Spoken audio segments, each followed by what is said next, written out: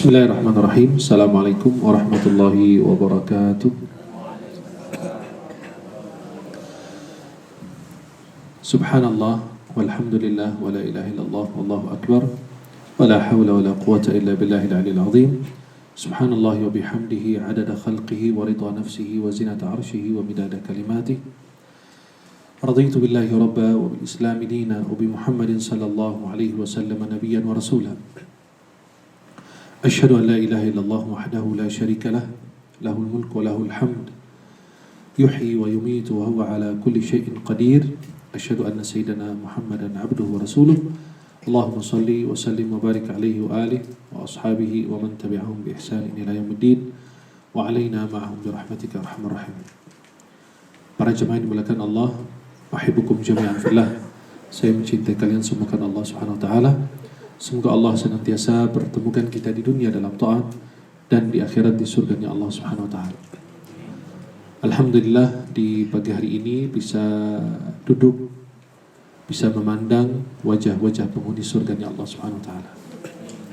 Semoga pertemuan kita ini bukan hanya sekedar pertemuan di dunia. Insyaallah bersambung sampai surganya Allah Subhanahu wa taala. Yang saya hormati dan saya muliakan para guru, para asatiz, para habaib, wabil khusus kepada pengurus dan ibu-ibu majlis Ta'lim Al-Mar'atus Salihah. Ada guru kita Al-Habib Muhsin, ada tuan rumah yang insyaAllah, dan para guru-guru yang lain yang mohon maaf saya tidak sebut namanya satu persatu, dan teman-teman dari BPA Darul Quran Palembang yang mudah-mudahan insyaAllah setiap langkah-langkah kita diberkahi oleh Allah Subhanahu wa taala dan kita semua senantiasa berada dalam lindungan Allah Jalla Jalaluhu. Sesudah kita putus sekitar 3 bulan tidak menuntut ilmu, 3 bulan kita tidak sholat berjamaah di masjid, kita belum tahu di sini masih melaksanakan ibadah di masjid apa juga di sementara masjid-masjid pada tutup. Baru beberapa hari yang lalu di Jakarta dibuka kembali sholat Jumat, dan memang kita merasa kehilangan yang luar biasa. Kehilangan sampai orang yang gak pernah sholat aja kangen dengan masjid. Kenapa? Suara azan cuma terdengar tapi pintu tertutup. Sampai muazzin azan habis itu kabur. Khawatir banyak orang masuk jadi malas ala lagi. Dan inilah sunnatullah. Manusia ini hidup di muka bumi, banyak ujian, banyak cobaan. Dan jangan sekali-kali angkuh, jangan sekali-kali sombong. Tidak ada kekuatan yang bisa mengalahkan kami. Allah kirim virus nggak nampak. Salah satu ciptaan Allah yang bergerak dengan izin Allah dan juga akan berhenti dengan izin Allah. Jangan berpikir karena kekuatanmu tidak bisa dikalahkan. Apa dengan kecerdasanmu engkau bisa membuat vaksin? Tidak bisa. Semua itu digerakkan oleh Allah. Semua yang bergerak di muka bumi ini semua dengan izin takdir Allah Jalla Jalaluhu. Maka Allah tidak mengizinkan dia menimpa fulan dan fulan, pasti tidak. Maka kita lihat dunia pada heboh dengan kejadian-kejadian ini. Jangan yang biasa ya. Negara-negara besar aja sudah pada ngeluh. Artinya apa? Maka alhamdulillah pada saat ini banyak sekali orang masuk agama Islam. Karena dia di rumah gak ada kegiatan, mulai stres, buka Quran atau ada apa, atau dia mulai baca Quran atau gimana, ternyata Allah kasih hidayah. Dan banyak sekali kejadian-kejadian belakangan. Dan juga ada kejadian-kejadian di bulan lalu aja dihitung di seluruh dunia 100 ulama wafat. Bayangkan. Apa ini? Apa pesan Allah untuk kita ini? Maka kalau corona sampai pergi, hilang, sudah tidak ada, lalu belum ada perubahan, berarti bukan salahnya corona. Salahnya dalam diri kita ini. Maka Allah Subhanahu wa taala memberi pelajaran. Saya utarakan di Instagram saya, biasanya syaitan mau Ramadan itu dikurung, betul? Dipelunggung oleh Allah Subhanahu wa taala. Ternyata manusia sebulan sebelum Ramadan malah dikurung duluan. Tidak pernah terjadi di planet bumi. Baru pertama kali ini. Sebulan sebelum Ramadan kita yang dikurung duluan bukan syaitan. Dan saya yakin kita semua mendapatkan pelajaran. Kita disuruh jaga jarak dari makhluk. Memang betul. Karena mendekat dengan makhluk itu banyak masalah. ngadu domba, namimah, riba, berdusta, meremehkan orang, menghina orang, menuduh orang. Nah, itu kita disuruh jaga jarak dari manusia. Maka pada saat ini kita sudah dapat. Kedua, disuruh jaga kebersihan. Jangan sekedar cuci tangan, wudu. Wudu itu bukan hanya kebersihan, salah. Kalau antum paham itu wudu kebersihan, tidak. Wudu itu ibadah. Wudu itu ibadah. Kalau antum bilang wudu itu kebersihan atau salat itu olahraga, itu tidak benar. Kalau mau olahraga ya bisa senam aja di berumah. Tapi itu ibadah. Dan ditentukan. Maka disebut as-salah aqwalun wa af'al muftataha bit-takbir mukhtatama bit-taslim. Salat itu adalah ucapan dan gerakan tertentu yang diawali dengan takbir, takbiratul ihram, diakhiri dengan salam, dengan gerakan tertentu, bacaan tertentu. Gak ada yang salat Allahu Akbar begini. Sudah diatur. Kalau olahraga mau lompat kayak gimana terserah, kaki di atas, kepala di bawah, gak dipikirin. Tapi kalau salat sudah diatur, bacaannya diatur, duduknya diatur. Maka di situ alhamdulillah kita benar-benar merasakan banyak nikmat. Maaf bapak-bapak, ibu-ibu yang dari kemarin kita sampai mulut kita udah capek ngomong, ayo hafal Quran minimal juz 30, gak ada yang mau denger. Kemarin aja udah ngeluh. Istrinya bilang, ya suamiku cuma baca itu lagi. Kan gak sholat berjamaah di masjid tarawih. Pada sholat di rumah. Malam ini baca Al-Hakumut, besok Al-Hakumut lagi. Kata istrinya, bang coba cari tempat lain kayak apa sholat. Kita udah ini ganti surat dong. Nah, akhirnya kita bilang, ayo juz 30 hafal. Berbaiki tajwid. Ya, karena ini sebenarnya musibah besar. Jangan orang awam, ustadz aja yang sudah terkenal nggak bisa baca Quran, musibah lagi. Ustadz nggak bisa baca Quran, buat apa dia ngajar dakwah? Nggak pantas, apalagi nyuruh orang mengikuti bacaannya, itu lebih parah lagi. Artinya apa? Orang jahil mau mengajarin orang, itu lucu. Orang harus cerdas dulu, pintar dulu, belajar dulu, baru ngajarin orang. Maka sebaik-baik kalian yang belajar Al-Quran dan mengajarkannya. Belajar dulu, baru mengajarkan. Antum memberi sesuatu yang antum tidak memiliki gimana? Maka itu subhanallah. Banyak faedah. Kita disuruh jauh, jaga jarak. Itu memang dari dulu Allah bilang, jaga jarak dari manusia, hati-hati. Kejebak banyak masalah. Ya, kemudian tidak boleh jaga jarak sama Allah, harus mendekat ke Allah. Ketiga, jaga kebersihan. Islam dari dulu sudah ngatur, kata Nabi SAW. Ara'aitum law anna bibabi ahadikum nahran yaghtasilu fihi 5 marrat fil yawm wa layla hal yabqa min darani shay? Qalu la yabqa min darani shay. Qala dhalika mithlu salatul khams yamhu Allahu bina al-khataaya. Kalau ada sungai, ada kali atau apa tempat atau laut di depan rumahmu, Anda berenang setiap hari. Ya, ada sungai di depan pintu aja kita berenang setiap hari 5 kali. Ya. Apakah masih ada nempel kotoran dalam tubuh? Enggak bakalan. Kata sahabat, tidak ya Rasulullah. Kata Nabi, itu sama dengan salat 5 waktu. Ya.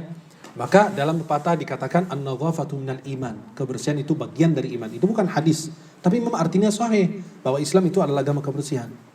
Dan kita dapat banyak ilmu, banyak manfaat. Jangan kita digerakkan oleh pemerintah, jangan digerakkan oleh partai, jangan digerakkan oleh orang. Kita bergerak sendiri. Kemarin orang mengalami banyak kesulitan, masalah keuangan, mencari rezeki apa. Pedulilah sama tetangga kanan kiri kita. Nggak usah harus ada gerakan dari pemerintah, ada gerakan dari partai kita, ada gerakan dari mana. Tanpa kita diminta, hati nurani kita harus bergerak. Tanpa diminta, maaf. Kata Nabi SAW, tidak sempurna iman seseorang kalau dia tidur malam hari dalam keadaan kenyang, tetangganya tidur dalam keadaan lapar. Ya, Imam Abu Hanifah, bayangkan, segitu beliau memuliakan tetangganya. Imam Abu Hanifah punya tetangga, itu Masya Allah, wah musik, kencang malam hari, khamar, segala macam. Akhirnya ditangkap polisi pada saat itu. Syurtah pada saat itu ditangkap. Dibawa. Imam Abu Hanifah tahu bahwa tetangganya ditangkap. Imam Abu Hanifah datang untuk membantu orang itu dikeluarkan. Dikeluarkan betul. Imam Abu Hanifah nanya sama orang itu. Apakah saya telah memenuhi hak tetangga? Udah. Tapi kok saya ini maksiat, kata Imam Abu Hanifah, tetap kamu punya hak sama saya. Habis itu dia taubat. Bayangkan, segitu beliau peduli. Sampai dia ahli maksiat aja, Imam Abu Hanifah tetap peduli. Sayang sekali sekarang sampai orang pinjam uang untuk beli beras. Seharusnya umat Islam bergerak sebelum minta digerakkan. Gak usah kita digerakkan. Kita itu punya aturan dari Allah. Aturan terbaik dari Allah Jalla Jalla.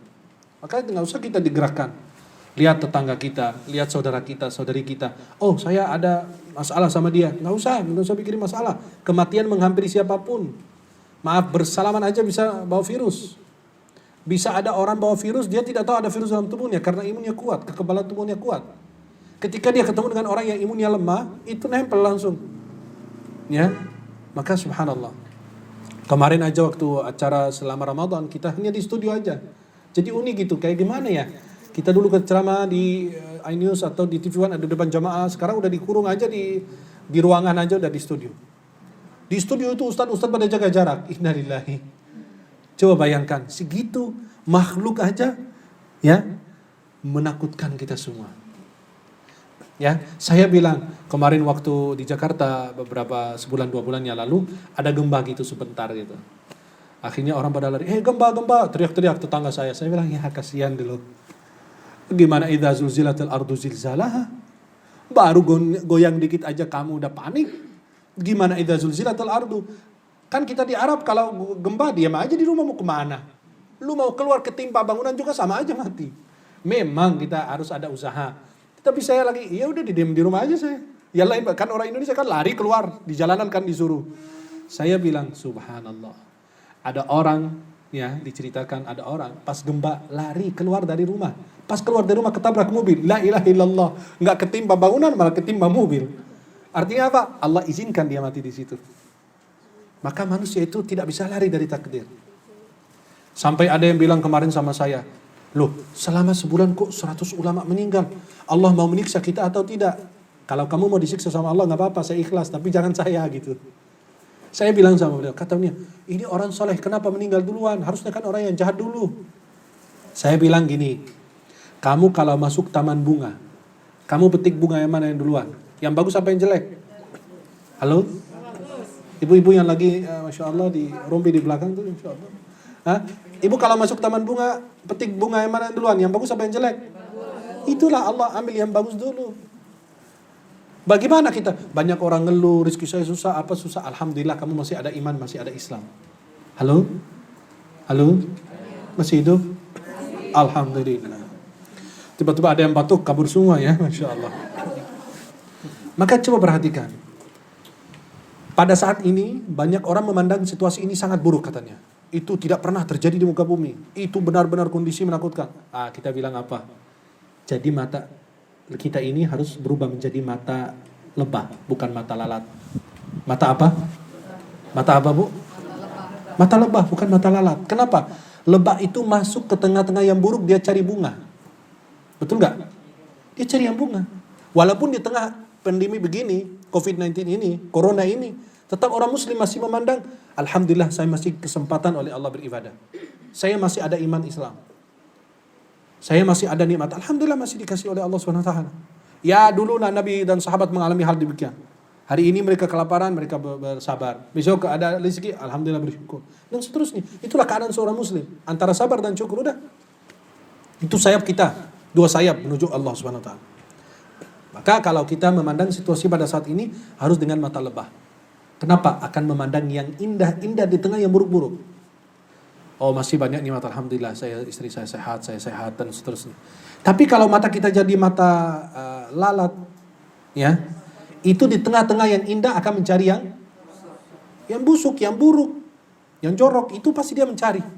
Udah masuk taman bunga bukan cari bunga, tidak, mencari yang buruk, yang kotor. Itu disayangkan. Maka jangan lihat dia jelek-jeleknya, lihat baiknya aja. Ketahuilah bahwa di situ, di balik itu ada hikmah dari Allah. Hikmah apa? Kita tahu nikmatnya masjid. Kemarin pas Masjid Nabawi dibuka, orang pada sholat nangis mereka. Kenapa? Gak ada yang pernah tutup Masjid Nabawi. 24 jam buka. Masjidil Haram, mana ada yang pernah tawaf? Sampai orang bilang, tawaf berhenti berarti udah kiamat. Ya, sebelumnya aja tawaf udah berhenti puluhan tahun. Hajar Aswad itu jauh dari Ka'bah 20 tahun.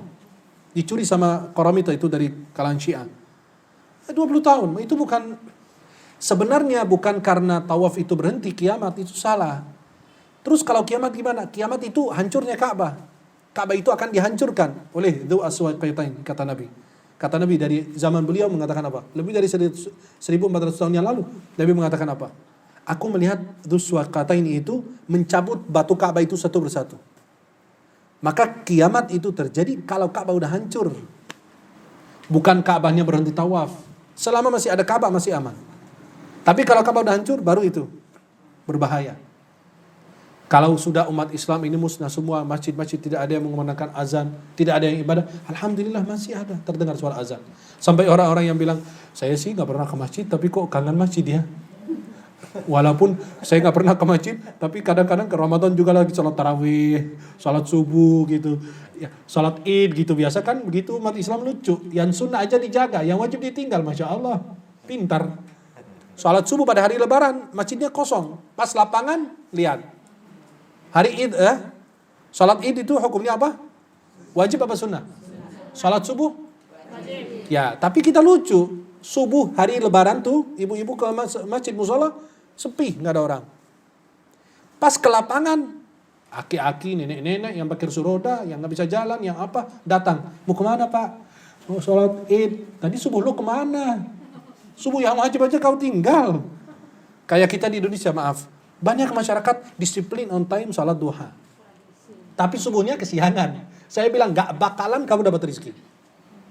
Kamu mau lancar rezeki, kunci utama dan paling pertama itu adalah salat subuh berjamaah di masjid. Kalau enggak on time, wanita salat subuh di rumah.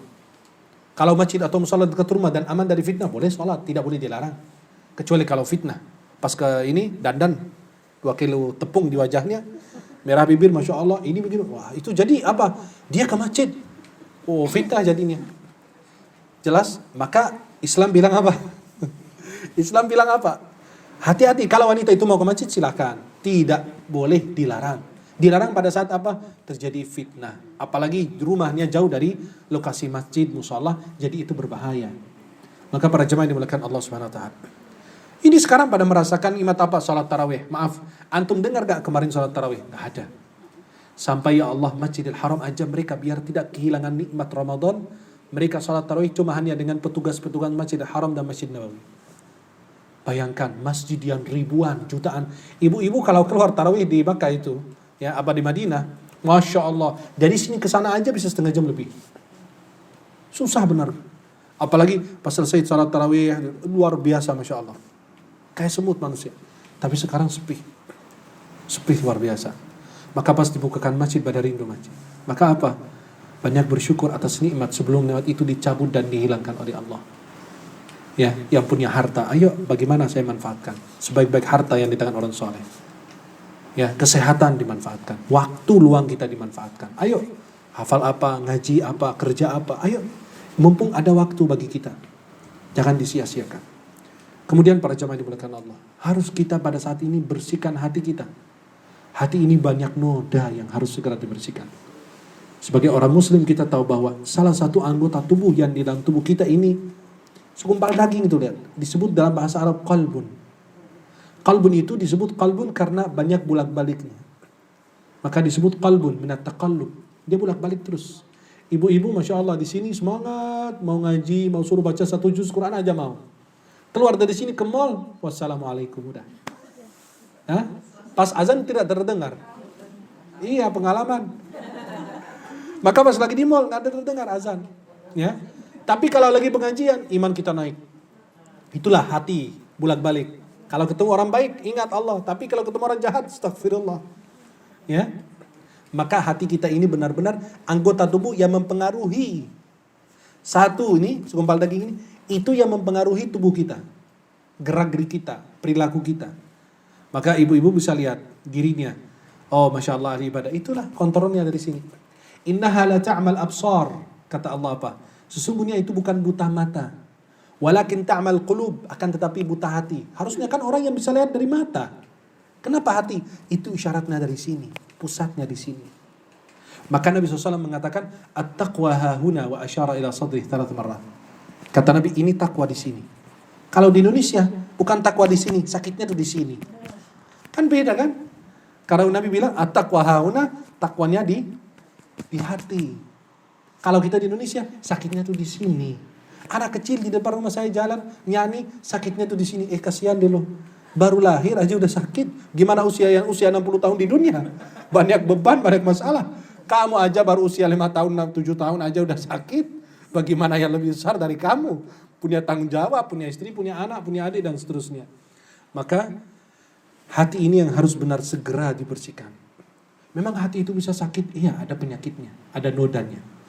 Hati itu apa? Seperti lembaran kertas yang putih. Kalau ada noda hitam itu kelihatan. Noda hitam di lembaran atau di baju yang putih itu pasti kelihatan. Maka kita harus jaga kebersihannya. Hati itu dibagi apa? 3. Pertama, qalbun salim, hati yang sehat. Hati yang selamat itu yang pertama, qalbun salim. Yang kedua, qalbun marid, hati yang sakit. Yang ketiga, qalbun mayit, hati yang mati. Qalbu yang sehat, hati yang sakit, hati yang mati. Hati yang sehat itu apa? Itu yang akan menghadap Allah. Dan dia tidak ada rasa takut. Allah Subhanahu wa taala katakan dalam surat Asy-Syu'ara, ya, illa man atallaha biqalbin salim. Ya. Yauma la yanfa'u malun wala banun illa man atallaha biqalbin salim. Pada saat itu, pada hari kiamat tidak akan bermanfaat anak dan harta. Kecuali apa? Hati yang selamat, hati yang sehat, yang bersih. Nah, ibu-ibu lihat tuh, hati bersih itu bisa menyebabkan Anda masuk surga. Masa? Kadang-kadang ibu pengajian, lagi ikut pengajian tuh, ngomongin orang. Tuh lihat ibu itu, norak banget bajunya ya. Padahal dia begitu. Kayak ibu-ibu kadang-kadang lihat, salah satu pengurus majelis taklim di luar kota, salah satu jamaah kita, beliau bilang apa? Aku lihat salah satu ibu-ibu masuk majelis taklim kita, Masya Allah dandannya udah kayak artis.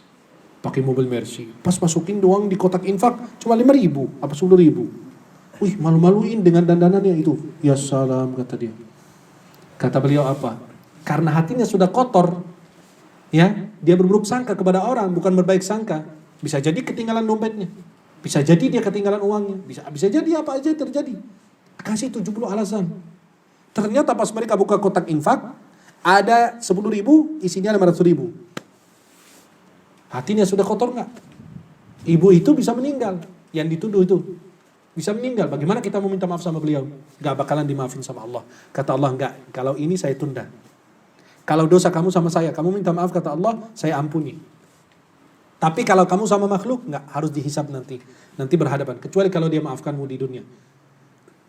Maka qalbun yang salim itu adalah hati yang selamat. Bayangkan di zaman Rasulullah SAW, Nabi lagi duduk di majelis seperti ini. Halo? Masih hidup ya? Alhamdulillah. Kalau enggak hidup, percuma kita ceramain orang ini ya. Nah, kata Nabi SAW lagi duduk sama sahabat, sebentar lagi masuk dari sini, dari pintu ini, ahli surga. Sahabat lirik kanan kiri, ini Sayyidina Abu Bakar ada, Sayyidina Umar ada, Sayyidina Uthman ada, Sayyidina Anas ada, Sayyidina Abu Hurairah ada, Sayyidina Fulan. Itu siapa ini? Gak ada yang kenal. Tiba-tiba ada orang yang masuk, jenggotnya masih basah, dia bawa, dia ketikin itu apa, sandalnya masuk, duduk. Sahabat lihat, ini siapa ini? Masa dia ahli surga? Dia bukan siapa-siapa, gak ada yang kenal. Duduk sama Nabi di majelis. Hari kedua bilang begitu. Sebentar lagi orang ahli surga masuk. Masuk ke orang yang sama. Hari ketiga, penasaran mereka. Kayak kita gitu. Kepo dengan urusan orang. Akhirnya ada sahabat, anaknya Sayyidina Umar bin Khattab atau Sayyidina Amr bin Al-As. Beliau bilang apa? Ini orang amalnya apa? Masa 3 hari berturut-turut Nabi bilang ahli surga? Padahal gak ada yang kenal. Akhirnya sahabat ini pura-pura aja dia kejar tuh orang. Pas selesai majelis, dia ikutin. Hei fulan, apa? Saya punya masalah dengan ayah saya. Boleh nggak saya nginap di rumahmu malam ini? Ini kan anak sahabat mulia, besar, terkenal. Ayo, tafadhal, silakan dengan senang hati. Ayo, mari. Diajak masuk rumah. Sahabat ini penasaran, kepingin tahu, mau ngintip amalan apa yang dia punya sampai dia menjadi ahli surga. Sampai dia masih hidup udah dijamin surga. Apalagi yang jamin siapa? Rasulullah. Udah pasti itu. Akhirnya ini sahabat lihatin orang habis sholat isya langsung tidur, ngorok lagi. Ya salam. Apa surganya yang dia punya? Tapi kalau dia balik badan, subhanallah. Balik kanan, alhamdulillah. Allah, gitu aja zikirnya. Ya biasalah gitu. Ini gak bangun sholat malam, gak baca Quran, gak zikir, gak sholawat. Sampai subuh nih orang bingung gitu. Ya apa surga gimana ini? Apa Nabi salah alamat? Ya gak mungkin. Akhirnya pas subuh dia bilang, "Hai fulan, saya sebenarnya tidak ada masalah dengan ayah saya. Hanya aja saya mendengar Nabi bilang, ini orang ahli surga. Kamu ahli surga. Amalan apa? Aku lihat kamu habis isya tidur. Ngorok lagi. Malah nikmat tidurnya. Cuma kamu baca zikir yang biasa, semua orang baca. Kamu nggak bangun sholat malam, nggak baca Quran, nggak apa. Nggak ada amalan, lebih dari biasa orang. Apa kata beliau? Oh, saya tidak punya amalan seperti sahabat-sahabat yang besar, Sayyidina Abu Bakar, Sayyidina Umar, saya orang kecil, orang susah. Tapi terus amalan kamu apa? Sebelum saya tidur, saya bersihkan hati saya. Saya bilang apa? Ya Allah, saya maafkan semua orang yang menzalimi saya, orang yang menghina saya, menuduh saya. Saya ampuni semua, maafkan. Ternyata dengan sifat kecil ini yang kita melihat sederhana dan mudah sekali, dengan bersihnya hati itu menjadi Anda menjadi ahli surga. Maka itu disebut qalbun salim. Hati yang selamat. Dan Nabi SAW berusaha menjaga hati para sahabat. Nabi bersama istrinya Safiyah, Ummul Mukminin, berdiri di depan pintu di tempat yang gelap. Kan sahabat tahu ini Rasulullah, tapi sama perempuan siapa ini? Mereka lihat. Akhirnya mereka lihat, malu, Rasulullah ditinggal. Kata Nabi, sini. Mau kemana? Sini. Ini istri saya Safiyah. Oh ya Rasulullah, kami gak ada pikiran macam-macam. Enggak, saya takut iblis datang kepada kalian, syaitan, nanti kalian macam-macam kepada saya. Kenapa? Nabi mau menjaga hati siapa? Para sahabat. Segitunya ya. Seperti contoh, suatu hari ada SMS masuk ke HP saya. Alhamdulillah gak ada namanya ya, cuma nomor saya gak kenal. Tulisannya apa? I love you baby. Ke HP saya ini. Oh, istri saya biasa periksa KPK kan. Pas diperiksa, I love you baby. Katanya ceramah. Ini pacaran apa ceramah ini di luar? Akhirnya istri saya apa? Oh, mulai suuzon. Kamu gimana ini? Jangan-jangan punya dua lagi. Aduh, ngeri. Akhirnya saya bilang bukan takut nikah lagi, tapi istri menakutkan gitu ya. Akhirnya gimana? Pas dia tanya, ini usulnya dari mana? Dia bilang I love you baby. Aku masih baby apa udah gede? Udah gede, berarti bukan saya. Harus berkhususan dong. Masa segitu aja repot. Ya, maka benar-benar harus memberi alasan. Contoh, guru saya di Mesir pernah melihat orang di salah satu musola lagi buang air kecil karena pintu kamar mandinya pendek, maka kelihatan orang, apalagi orang Arab kan tinggi-tinggi gitu ya, kelihatan beliau buang air kecil berdiri. Guru ana nungguin dia di luar. Dia tegur, antum ini gimana? Udah usia kok masih begini ke anak kecil berdiri. Akhirnya itu menegur guru saya dengan kata yang lembut sekali. Kata beliau apa? Kenapa antum tidak nanya dulu kenapa saya buang air kecil berdiri?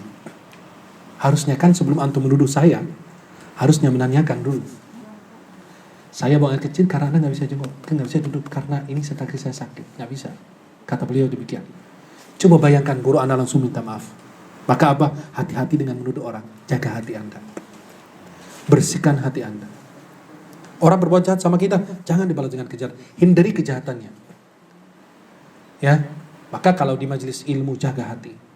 Bersama saudara jaga hati. Bersama ini keluarga jaga hati. Di perjalanan jaga hati. Ada ustadz boncengin perempuan pakaiannya seksi. Tuh, ustadznya ya salam, gayanya udah kayak Imam Syafi'i. Tapi kok boncengin perempuan begitu?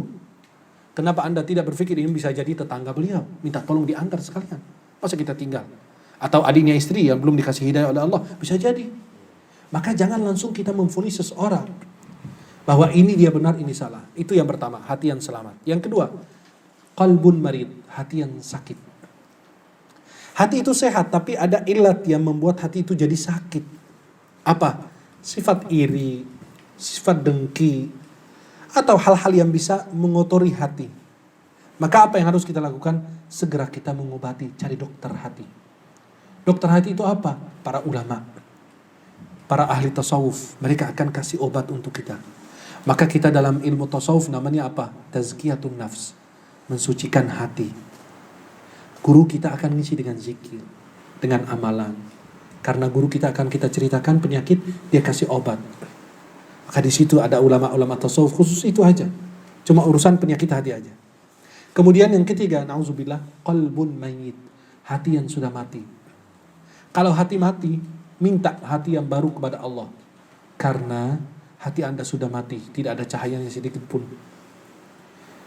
Maka Imam Luqmanul Hakim, sebagaimana diriwayatkan oleh Imam Malik dalam kitab Muwatta beliau, Luqmanul Hakim mengatakan kepada anaknya, Ya bunayya zahimil ulama'a bi rukbatika wa ansit ilaihim bi idhunaika fa innal qalba yahya bi nurul ulama' kama tahya al-ardul maytatu bi wabilis sama. Wahai anakku, dekatlah dengan para ulama. duduk di majelis ilmu. Kenapa?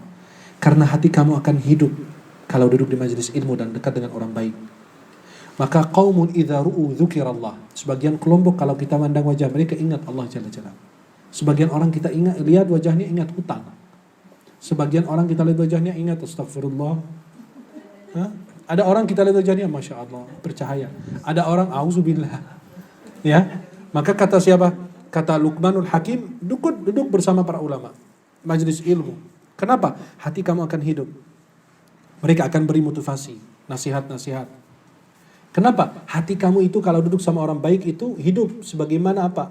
Bumi kalau diguyur dengan hujan apa? Tumbuhan keluar semua, hijau jadinya. Ya, maka itulah sebuah nikmat. Kalau kita ibu-ibu duduk di majelis ilmu, majelis zikir. Bukan kita larang orang ke mall, ke pasar, boleh. Tetapi jangan melampaui batas. Jangan sampai ketinggalan ibadah. Jangan sampai kita hanya tujuan kita dunia. Alhaakumut takatsur hatta zurtumul maqabir. Jangan sampai bermegah-megahan. Yahsabu anna malahu akhlada. Jangan mengira bahwa hartamu akan membuatmu itu apa? Kekal abadi di dunia. Terus kalau membersihkan hati itu gimana caranya?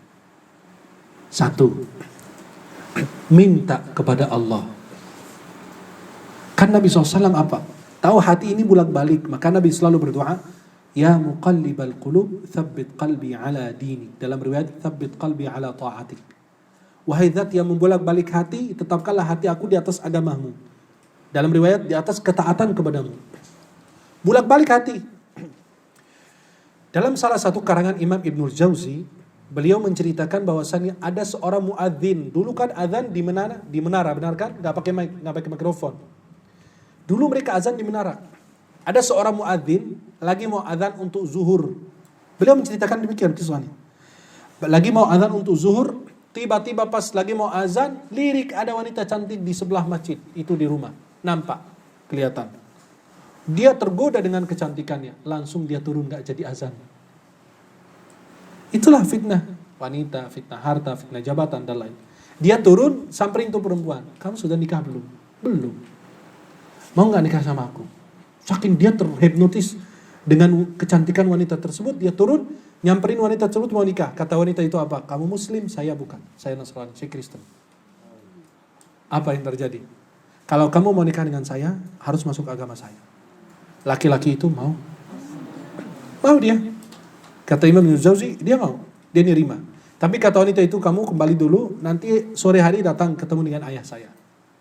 Saking gembiranya dia pulang ke rumah untuk rapi-rapi sampai di atas atap rumahnya, kan dia udah murtad tuh, dia kan udah nerima kan. Naik di atas atap rumahnya jatuh mati. Kata Ibnul Jauzi apa? Agamanya hilang dan wanitanya nggak dapat. Dua-dua dia hilang. Segitunya lihat, ya. Maka kita harus minta hati kita jangan sampai bolak-balik. Kata Nabi SAW apa? Orang yang sudah beramal dengan ahli surga di akhir hidup berubah menjadi amal ahli neraka. Atau sepanjang hidup menjadi amal ahli neraka berubah menjadi ahli surga. Itulah taufik Allah. Itulah hidayah dari Allah. Maka kita selalu dalam sholat baca dalam surat Al-Fatihah, ihdinas siratal. Memang kita belum menemukan siratal mustaqim. Kita ada berada di siratal mustaqim. Tapi bukan petunjukkan ya Allah. Tidak. Ya Allah, tetapkanlah kami di atas siratal mustaqim. Karena hidayah itu bermacam-macam. Hidayah dalal dan hidayah irsyad. Ya Allah, bukan hanya sekedar engkau menunjukkan kepada kami siratal mustaqim, tapi tetapkanlah kami di atas siratal mustaqim. Ini apa? Sampai akhir hayat. Yang kita sebut husnul khatimah. Itu yang dicari. Allah menilai dari akhir hayat. Maka jangan kagum terhadap amal perbuatan seseorang sehingga Anda melihat dia mengakhiri hidupnya dalam baik atau buruk. Jangan menuduh. Maaf, ada orang yang di kampung saya di Mesir, di depan masjid lagi. Itu badannya tinggi, besar beliau. Ya, akhirnya beliau ini Masya Allah nggak pernah sholat. Itu yang Anda lihat aneh itu beliau. Depan masjid tinggal. Dan siapapun lewat dia hajar pakai lisannya. Lisannya tajam. Anda pikir ini beliau ini gimana ya matinya ini orang, Masya Allah. Sampai saya berpikir begitu. Tidak lama beberapa bulan kemudian anaknya mengajak bapaknya itu umrah. Ayahnya ketawa, ayahmu aja gak bisa wudu diajak umrah. Kata anaknya apa? Karena menginginkan kebaikan untuk ayahnya dan itu mungkin waktu Allah turunkan hidayah. Ayah jalan-jalan aja, gak usah ikut umrahnya. Gak apa-apa ikutin jalan-jalan. Ya udah mau jalan-jalan kan pikirannya. Subhanallah, pas beliau ikut dan disuruh ayo pakai pakaian ihram, pakai segala macam, pas lihat Ka'bah nangis beliau. Dan dia mau duduk di Masjidil Haram, nggak mau pulang ke hotel. Akhirnya disuruh paksa untuk ganti baju, makan dan lain, balik lagi. Pas pulang ke Mesir, ya, habis umrah, karena umrah di Mesir itu 15 hari dan 30 hari. Nggak ada yang 9 hari, nggak ada. Karena kan dekat, 3 jam, naik 2,5 jam sampai. Ya. Maka di sana 15 hari, 30 hari. 30 hari sama harga dengan 9 hari di Indonesia. Akhirnya pas beliau umrah, pulang. Saya lagi mau sholat Jumat. Kita biasa kan lebih awal kita datang, alhamdulillah. Pas saya lihat ada orang duduk di depan, paling depan, sama pertama sebelah kanan, pakai gamis putih, pakai sorban, Masya Allah. Ini siapa ini, Anda bingung. Anak didik itu, Masya Allah. Ini orang yang duduk di depan masjid. Malah sama pertama. Ternyata tidak lama beliau habis umrah, sekitar sebulan meninggal. Bayangkan, sepanjang hidupnya gak pernah ke masjid. Sampai orang bilang, kalau dia mati gak usah diurusin jenazahnya, buang aja di kali, katanya. Ya karena dia gak pernah sholat, gak ada yang mengenalnya. Dan orang tajam lidahnya, nyakitin semua orang. Ternyata Allah menghendaki kebaikan sebulan sebelum dia wafat, malah berubah menjadi ahli ibadah. Setiap sholat dia ada di paling depan. Orang sampai heran gitu. Maaf, seperti Sayyidina Umar bin Khattab dulu pas masuk Islam. Orang jahiliyah bilang apa? Keledainya Umar masuk Islam, himarnya Umar itu, keledai Umar masuk Islam, Umar gak bakalan, saking kerasnya Umar. Ternyata Umar bin Khattab dapat hidayah juga. Dan diberi hidayah apa? Gara-gara dia menampar adiknya sendiri, Fatimah. Pas lihat darah di wajahnya, Umar itu kan kuat. Kalau ketok pintu aja orang tahu ini Umar. Pas beliau menampar adiknya, ada darah keluar dari wajahnya. Akhirnya Allah lembutkan hati beliau. Yang tadi pegang pedang mau bunuh Nabi Muhammad, ada orang ketemu, mau kemana Umar? Saya mau bunuh Muhammad ini yang merusakkan kita ini. Kata dia apa? Jangan bunuh Muhammad, adikmu aja udah ikut agamanya.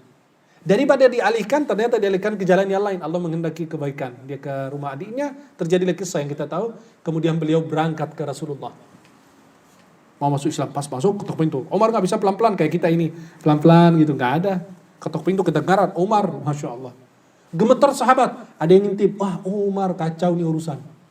Umar badannya besar. Beliau kalau naik keledai, tinggal ngangkat kaki aja. Kalau kita cari batu, cari tempat tinggi. Kalau beliau cuma ngangkat kaki aja langsung naik keledainya. Saking besar tubuhnya beliau. Akhirnya Sayyidina Umar itu ketok pintu. Sahabat takut. Mereka kira, wah ini mau bunuh kita nih habis. Akhirnya Rasulullah bilang, bukain aja pintunya. Kalau dia mau macam-macam, kita bunuh dia dengan pedangnya. Akhirnya Nabi SAW berdiri. Kan siap-siap. Umar macam-macam sama sahabat, kasihan. Nabi langsung berdiri. Umar masuk, dipegang sama Rasulullah dari sini. Didorong, jatuh Umar. Baru pertama kali dijatuhin sama orang. Rasulullah yang jatuhin. Bukankah waktunya wahai Umar kamu masuk Islam? Langsung ucapin syahadat. Pas Umar ucapin syahadat, mereka semua bertakbir, bahkan keluar di sekitar Ka'bah. Yang pada saat itu gak ada yang berani mendekati Ka'bah. Kenapa? Nggak punya kekuatan. Umrahnya itu, Umar bin Khattab, hijrahnya itu terang-terangan siang hari. Yang lain malam hari, sembunyi-sembunyi. Umar aja yang siang hari. Sampai dia naik kudanya dia bilang, "Hei, saya mau nyusul Muhammad SAW. Saya mau hijrah nih sekarang. Yang mau menghalangi saya atau mau berhadapan dengan saya, ayo ketemu di belakang gunung ini. Nanti kalau Anda ingin istrimu jadi janda, anakmu yatim, ketemu saya di belakang gunung. Satu pun di Makkah gak ada yang berani." Bayangkan, satu tempat, satu kota penuh dengan penduduk orang, gak ada yang berani. Kenapa? Allah lembutkan hati. Allah kuatkan hatinya dengan iman dan Islam. Maka kalau kita meminta agar Allah bersihkan hati kita, pertama minta kepada Allah yang memegang, mengatur hati tersebut. Kalau Anda mau beribadah apa, gak ada taufik Allah, gak bakalan Anda dapat. Yang pertama itu. Maka kita sebelum salam atau sesudah salam diajarkan doa oleh Nabi. Allahumma inni ala dzikrika wa syukrika wa husni. Ya Allah, bantu aku, tolong aku untuk senantiasa mengingatmu. Ala dzikrika. Mengingatmu itu apa? Baca Quran, mengingat Allah. Salat juga ingat Allah. Amal saleh juga ingat Allah. Wa syukrika, senantiasa bersyukur kepadamu dan memperindah ibadah kepadamu. Yang kedua, membaca Al-Quran dan mentadaburi artinya. Dan ketahuilah bahwa Al-Quran itu obat untuk hati. Wa nunazzilu minal Qur'ani ma huwa shifaa'u wa rahmatul lil mu'minin. Surat Al-Isra. Allah turunkan daripada Al-Quran ini apa? Penawar untuk kita, obat. Maaf, kadang-kadang kita lagi galau cari apa? Tinggalkan Quran, tinggalkan Allah, cari ini makhluk. Tidak. Datangin Allah dulu. Kemudian yang ketiga, taubatan yang nasuh. Kita punya kesalahan-kesalahan dalam hati, suka iri, dengki sama orang, rizki yang Allah berikan kepada orang, lepas itu semua dari hati. Boleh mengharapkan sama dengan nikmat yang diberikan kepada saudaramu, tapi jangan sekali-kali berharap nikmat itu hilang dari dia. Kemudian berikutnya adalah kita duduk bersama orang-orang soleh di majelis ilmu. Majelis ilmu, majelis zikir adalah tempat benar-benar kita bisa duduk bersama orang-orang baik, ngaji, ketemu orang-orang soleh soleha, iman kita meningkat dan Allah bersihkan hati kita. Kemudian ikhlas. Ikhlas dalam bertindak, berucap, bertingkah laku, bertindak. Semua itu harus didasari dengan ikhlas. Kemudian dengan apa? Menjaga wudu. Kita menjaga wudu itu adalah sifat orang beriman. Kata Nabi SAW, yang menjaga wudu itu adalah orang beriman. Bagaimana Anda menjaga wudu? Maka Allah Subhanahu wa taala katakan, ya ayyuhal muddathir qum fa'anzir wa rabbaka fakabbir wa thiyabaka fatahhir. Pakaianmu bersihkanlah. Ya, bersihkanlah pakaianmu. Kata ulama yang dimaksud pakaian di sini apa? Qalbu. Jumhur ulama tafsir mengatakan yang dimaksud di sini bersihkan hati. Ya, yang dimaksud adalah bersihkan hati. Kemudian apa lagi? Salat malam. Nabi SAW istirahat di dalam salat. Kalau kita istirahat dari salat, kita udah selesai salat zuhur, alhamdulillah udah kelar deh tugas. Padahal Nabi istirahat di dalam salat. Kita istirahat dari salat. Udah selesai salat, alhamdulillah udah kelar. Udah selesai salat, alhamdulillah. Kalau Nabi enggak, istirahatnya di dalam salat. Maka Nabi SAW, kana idza hazabahu amrun fazi'a ila shalah. Nabi kalau dapat masalah, beban, Nabi salat. Kenapa? Istirahatnya beliau dalam salat. Maka Allah berfirman, ya ayyuhalladzina amanu ista'inu bis sabri was shalah. Hai orang beriman, minta pertolongan Allah melalui salat dan sabar. Yang terakhir, sabar dalam menghadapi orang. Sabar dalam membersihkan hati. Anda hatinya gak bakalan bersih dalam sehari. Waktu saya ketemu pertama kali Agim dulu, saya kenal, beliau bilang sama saya cerita. Saya dulu ke guru saya itu untuk melatih diri saya bisa menangis. Karena dulu saya gak bisa menangis. Akhirnya puluhan tahun kata beliau, baru saya bisa menangis. Maka itu apa? Sabar dalam mencari ilmu. Sabar dalam membersihkan hati. Sabar dalam meningkatkan kualitas keimananmu. Sabar dalam apa? Membersihkan. Dan selalu kita berzikir kepada Allah. Itu ada karat itu hati. Seperti besi itu berkarat. Hati juga berkarat.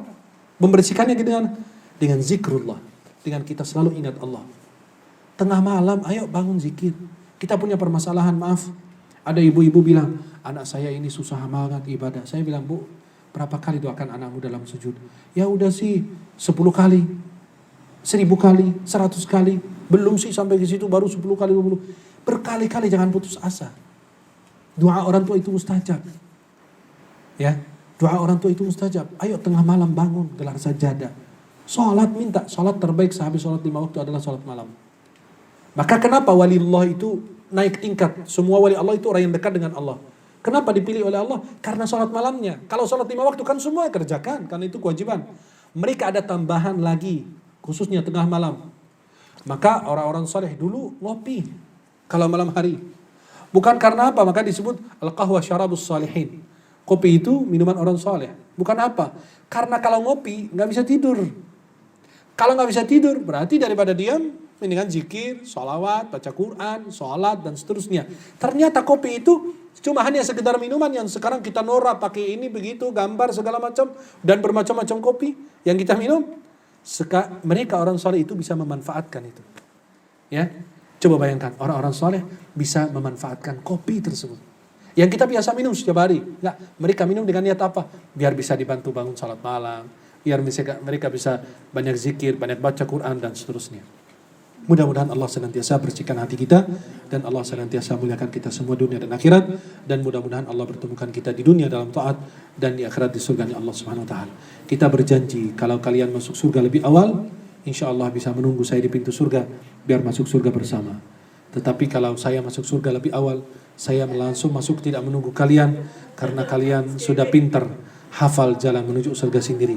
Semoga Allah meridai kita semua. Mudah-mudahan Allah merahmati kita semua. InsyaAllah dilanjutkan mungkin dengan tanya jawab dari jamaah. Mudah-mudahan Allah berkati kita semuanya. Aku qauli hadza wa astaghfirullah wa lakum. Wallahu ta'ala a'la wa a'lam bis-shawab.